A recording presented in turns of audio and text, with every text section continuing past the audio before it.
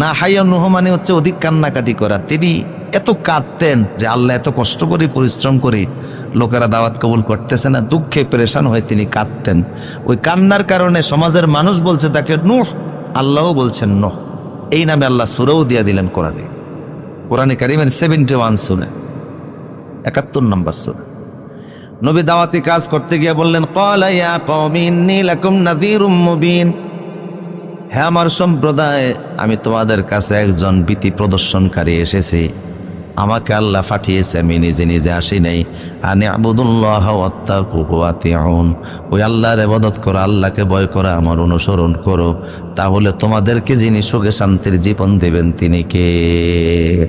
ইয়াগফির লাকুম মিন যুনুবিকুম ওয়া ইউআখিরকুম ইলা আজালিম মুসাম্মা, তিনি তোমাদেরকে ক্ষমা করবেন আর পৃথিবীতে সুখ শান্তিময় জীবন দিবেন, একটা নির্দিষ্ট সময় পর্যন্ত অবকাশ দিবেন। মানো সে আল্লাহকে,